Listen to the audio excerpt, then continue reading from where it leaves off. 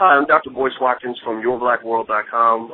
Last week, you might have followed a little bit of a controversy that I was connected to that involved hip-hop and artists, mainly Lil Wayne and Tyler, the Creator.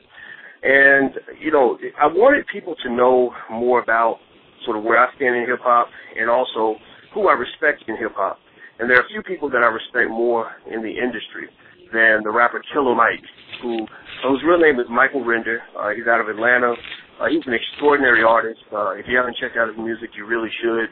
He actually made what I consider to be one of the most impressive tracks in terms of teaching the audience that I've heard since KRS-One made You Must Learn. I've got Killer Mike on the line. How you doing today, brother? Hey, brother. How you doing? I'm doing real good, man, real good. So you and I had a good chance to, you know, talk and kind of exchange ideas. And what I was really intrigued by is the fact that, you know, even though, you know, I'm a scholar and you're an artist, it seemed like, you know, our minds kind of met when it came to, you know, the power and perhaps even the responsibility of the hip-hop industry to think about the impact that it has on the black community. You know, can you talk a little bit more about that in terms of where you think hip-hop, you know, is kind of going and what artists kind of have to think about when it comes to the music that they put out to the public? Yeah, well, let me hear this. This is amazing. I hadn't even told you this now. Personal story, but when you first brought up the conversation about Wayne and Ross, I knew that conversation was coming. I don't know how they didn't realize it was coming. And I've seen that conversation happen over the last 20 years in rap. And even though I'm staunchly and diehardly on the side of free speech, you know, free speech don't necessarily mean corporations got to stick by you. So, you know, I expected that to kind of happen. But I took some objection at first when the Tyler controversy happened, because I looked at Tyler more as just like a suburban kid that didn't quite get it, but I didn't think he went in with any malintent. And it's the same thing I've said to you. You know, a few minutes ago we were just talking personally. So when my DJ first told me about it, I was like, man, goddamn, the elite are going at us again. That's messed up. You know, I just went on a tirade. And I started to just hit up on Twitter, and somebody said, no, Mike, just chill out and watch what happens. And maybe a day later, you just tweeted out, you know, hey, such and such, I like Killer Mike, an endorsement of sorts. And I'm like, man, I got to get this whole thing now. So I went and read your tweets. I went and read the stories. I went and read that, and I really got a firm perspective of where you were from. And I understood, like what you later said, that the Tyler thing was more collateral damage based on the fact when you're fishing, you got to put your hook in for all the fish. And when you cast the net, you're going to catch all of it. And I really understood and agreed with where you were coming from post-reading why and after conversing with you. So I appreciate you for taking the stance you did. So I want to be one of the first to say that because I know you ruffle some hip-hop feathers. But for me, I think it's important that people know from me that I'm not just a rapper. You know, I've been a community organizer and a grassroots organizer in Atlanta since I was 15 years old. My grandmother comes out of the SCLC background. My aunts were out of the Black Panther background. My father was an Atlanta City police officer. I was a student at Morehouse before leaving to pursue rap. So when people are talking to me or people think you just pulled another rapper on your show, that could be the furthest thing from the truth. You know, I have been a part of community outreach and community organized on behalf of black people, in particular black boys, since I was a black boy. So I appreciate you involving me in this conversation in a way that a lot of other rappers probably don't. Yeah, man. Well, you know, first of all, I appreciate the fact that you are one of the few artists, unfortunately, that I've heard who actually you know, who will openly say, you know, I represent black people. I'm working on behalf of black people. With, you know, it almost seems that black people kind of get left out of the conversation, you know, when you talk about hip-hop, and it doesn't make any sense because many of the leading artists are African-American. And what's ironic to me as well is that you and I actually, I think, had a meeting of the minds on the Tyler, the Creator situation. We both felt that Tyler didn't deserve that. You know, I felt that Mountain Dew really should have told him that this ad would be objectionable, but they didn't do their job, so they ended up making him the scapegoat. And when I saw that ad, I saw it as an opportunity to really go after Mountain Dew and to really deal with what I thought was the real problem, which is their sponsorship of Lil Wayne. Now, with that being said, my goal is to let people know that I am a friend of the hip hop industry. That I love the music. I admit that I listen to gangster rap, not just any rap, but I listen to gangster rap. I appreciate, what a lot of artists bring to the table. And so, what do you think in terms of, if an artist has an experience that he wants to talk about, and let's say it involves, his experience as a drug dealer, or it may involve something that relates to violence, how do you think that that plays into, our desire to make sure that the message is not one that glorifies negative behavior, but one that just speaks to a real authentic experience? How do you find that balance, in the music that you make? Well, if people who are familiar with me will know from my first record, a story's called Scared Straight, where I talked about haphazardly becoming a robbing crew and robbing someone for drugs and being told on. And I start the record with, I'm beginning this record for sitting here in jail with all you dumb dudes, and I'm going to tell you a story. People who know me know that I talked about my mother's struggle with addiction. People who know me and those that don't, let me just help you understand. When I hear a rapper talk about the drug dealer or the drug experience, my litmus test is this. I put it up against early Ice Cube, early and current Scarface, Too Short, Spice One. I hold it up against the blueprint for that, because the blueprint for what you have now in this cavalier, without conscience drug dealer rap, the blueprint for that, it was 90s responsible gangster rap. When Ice Cube talked about a strawberry or a woman that was selling herself for drugs, it was not in a glamorous way. When Spice One talked about what crack was doing to the Bay Area, it was not in a glamorous way. It was in a way that you understood that even though I'm seeing something exciting, it's like a movie, that there's a very real and tragic end. When Scarface rapped about drugs then, and when he rapped about drugs now, he gives you the pure and honesty of it. When he raps about his friend who had, been a successful dude running around in the streets and has now committed suicide, Scarface is giving you the very real end to that life. So for me, my litmus test are the people that I grew up that I saw make the blueprint to them. It is Ice Cube. It is Scarface. It is the Killer Mikes and the Immortal Techniques currently, who are educated guys, who are proactive in the community, but who will still tell the street stories because they're real. So for me, the litmus test is by the end of this record, am I hearing something real and tangible that I can take away? It used to be a time that the older dudes that are now currently incarcerated 30, 40, 50 years for unfair, nonviolent drug offenses, that they were on the streets, and they would sit there while you listen to that and laugh at you and tell you, oh, that person ain't never sold no drugs. So I looked at who they listened to. They listened to Scarface. They listened to the Ghetto Boys. Little J or J Prince, the owner of Rap a Lot, used to do essentially PSAs on the beginning of albums. So for me, the litmus test is, does it hold water next to that? And if it doesn't, if it's simple fantasy, if it's nothing more than a revised, regurgitated version of Cocaine Cowboys, then I enjoy it for the cocaine jingle. It is 3 minutes, and I throw that trash right out afterwards because I know it's not really valuable to me.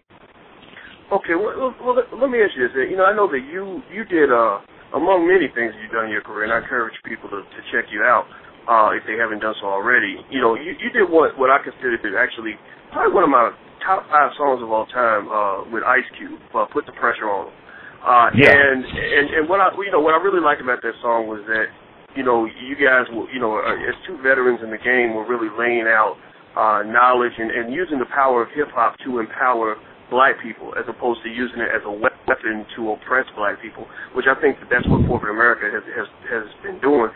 What do you think of what have you seen sort of behind the scenes in terms of maybe older artists kind of taking the reins of some of this and mentoring the younger artists and educating them, maybe on the power of their words, the responsibility to the community, some of the social issues that you become aware of over time? I mean, is anybody really trying to do this, and what are the obstacles to that happening? I mean, if you're open to it, the older guys always will embrace you and be honest. Too Short has been honest and then embraced me. Scarface has. Ice Cube has. But the difference with hip-hop and other music is, in other musics, the older you are, the more longevity your career has, the more valuable you are. In hip-hop, it seems to be the reverse. The older you are or the more longevity you've had, the less valuable the audience attempts to try to make you.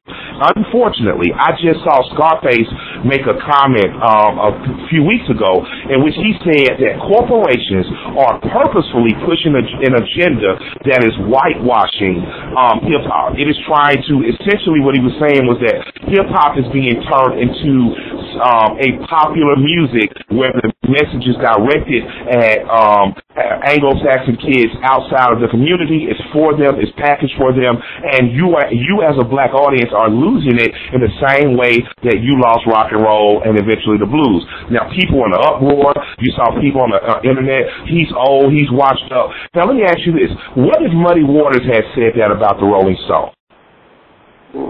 See, if Muddy Waters would have said that about the Rolling Stones would have sat and listened because they idolized him and understood that his validation is important for us. Regardless of what the Rolling Stones audience thought, they saw the validation of Muddy Waters as important because they know without Muddy Waters, you never would have had a Rolling Stones. And unfortunately, hip-hop does not understand that without a Scarface, you would have none of this in front of you. Without Scarface having a 25-year career of non-whack rap music, you could not have the corporations that have benefited from him. You couldn't have this. It was built on his back. So for me, whether I agree or not, when he says something, I am obligated to listen and to take it seriously because he has suffered the brunt of what I will never have to suffer. He did it for the love and appreciation of hip-hop, not for the corporate dollars that I receive now. So I think that the first thing black people need to do is to understand that your legacy is going to live longer than the popular music you enjoy in high school and in college. And it is our obligation, especially as black men that are from 30 to 45 to 50 years old, to keep rap true to the sensibilities that helped raise you when our fathers couldn't, when our uncles wouldn't, when the men in your community were wiped away. Titty Boy said an amazing line when he said, "Too Short was my father figure." A lot of people hear that and they think, oh, well, Too Short taught you how to pimp on hoes. And no, Too Short's first 8 records were primarily, they were revisions of the Mac. I'm going to talk pimp talk. But people forget that Too Short's biggest message in his first 5 to 6 records were, I am a businessman. When I retire, Jive is going to have to give me a bunch of money to keep going. Too Short crafted his music in a way that he not only said, yo, I'm the Mac, I'm a pimp. He crafted it in a way that he said, I am a businessman. He said this 5 years before Jay-Z. He said this 5 years before Puffy, 10 years before Jay-Z. He was the first artist that made Titty Boy and people like me take rap seriously as a business and see ourselves as businessmen. When he came to Atlanta, when he opened up a store, opened up a rim shop, opened up a studio. Black men didn't own stores and studios at first. Like, he's the person, he and Outkast and guys like that showed us how to be businessmen. So that's why we value Too Short in the way we do. Not just because he yelled bitch and drove a Cadillac. So for me, I think that we have to realize why we fell in love with rap as men of that age group.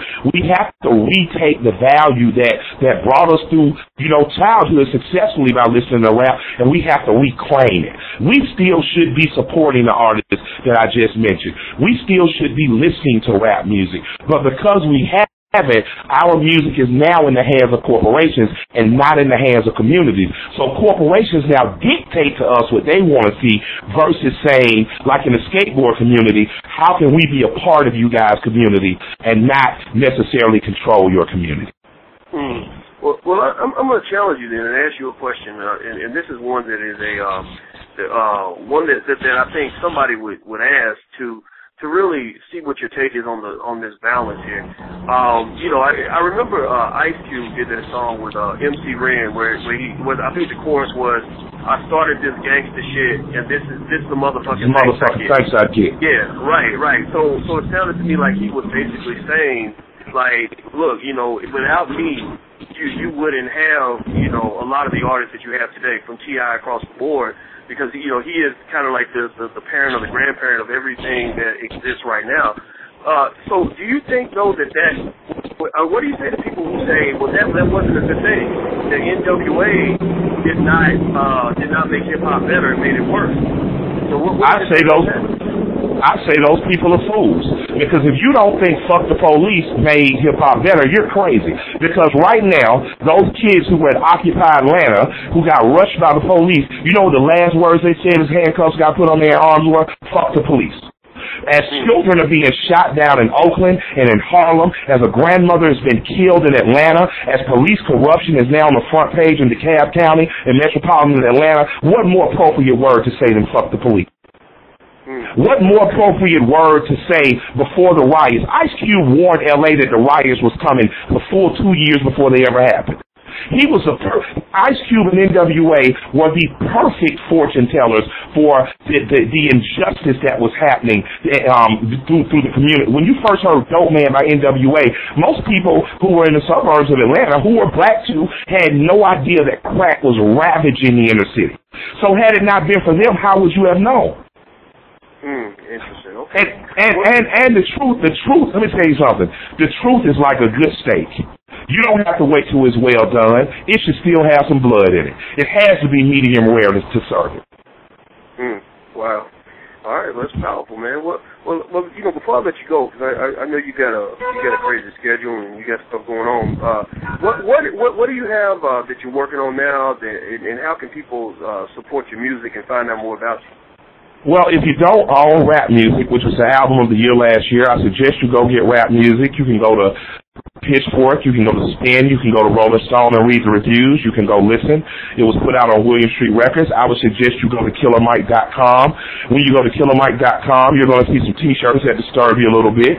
One says, I'm glad Reagan dead. The other one says, do dope, fuck hope. There's an explanation of those. You can look at my interview on The Breakfast Club and see that. But I would suggest that you just go to YouTube and you Google Killer Mike and you check out some of my music. I would suggest that you check out my videos, and more importantly, I should suggest you check out some of my speaking engagements so you can see what a rapper is supposed to be, a whole human being that cares on and off the microphone. I have an album dropping next month with the producer of rap music. His name is LP. He's a white guy from Brooklyn who was in a group called Company Flow. We're putting out a duo album called Run the Jewels. It's an amazing record. You're going to be able to download it for free from Fool's Gold Records, and we'll be on tour.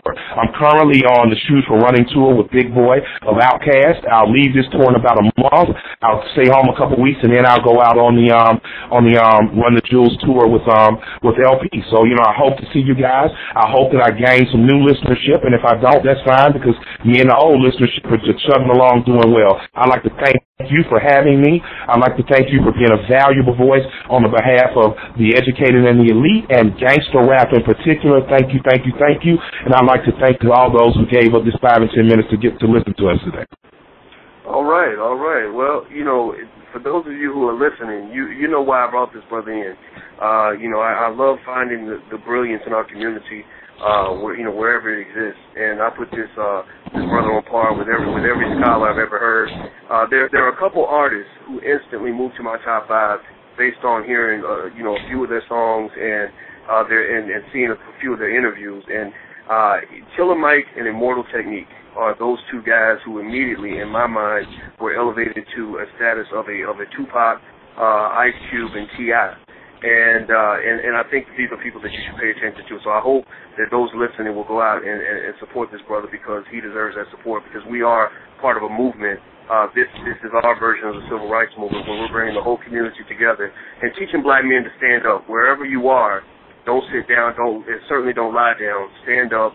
Do what is right, and stand up for fight for your community. So thank you very much, Killer Mike. I truly appreciate your time. Thank you. Love and respect, brother. Love and respect. Absolutely. And for those who are listening, thank you for checking us out at Your Black World. And until we meet again, please stay strong, be blessed, and be educated. We are gone. Peace. Gone.